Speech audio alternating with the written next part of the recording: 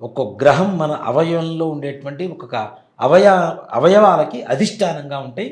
వాటిని పట్టుకొని ఉంటాయి. హ్మ్. ఇప్పుడు చూడండి, పాదయాత్ర చేసిన ప్రతి వ్యక్తి గెలిచినటువంటి వ్యక్తులే. ముఖ్యమంత్రిగా గెలిచినటువంటి వ్యక్తులే. వైఎస్ రాజశేఖర రెడ్డి గారు, వైఎస్ జగన్మోహన్ రెడ్డి గారు, చంద్రబాబు నాయుడు గారు, పవన్ కళ్యాణ్ గారు, వీళ్ళందరూ గెలిచారా లేదా? అవును. దేనికి? అసలు పాదయాత్రకి దీనికి సంబంధం ఏంటి? ప్రజలకు దగ్గరికి వెళ్తున్నందుకు గెలుస్తున్నారా?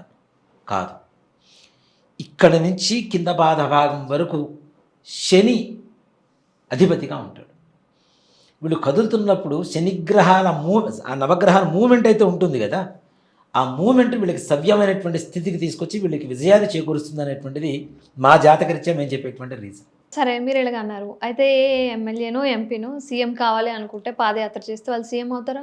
సీఎం పోస్ట్ అంటే ఆ పోస్ట్ క్యాండిడేట్, సీఎం క్యాండిడేట్ ఉంటారు కదా, హ్మ్. వాళ్ళకి అంటే ఇప్పుడు ఏ స్థాయిలో ఉండేటువంటి వాళ్ళకి ఆ స్థాయిలో కార్పొరేటర్ ఉంటాడు. కార్పొరేటర్గా గెలవాలనుకుంటే గెలవచ్చు. ఎలా? పాదయాత్ర, బండ్ల మీదకి హాయిలు చెప్పడం కాదు.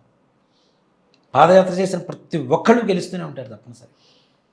అది ఏంటి అంటే మన బాడీలో ఉండేటువంటి నవగ్రహాలు మొత్తం కదులుతాయి కాబట్టి వాటి గ్రహ కదలిక ఏదైతే ఉంటుందో అది మనకి సానుకూలంగా మారుతుంది కాబట్టి తప్పనిసరిగా విజయం చేకూరుతుంది.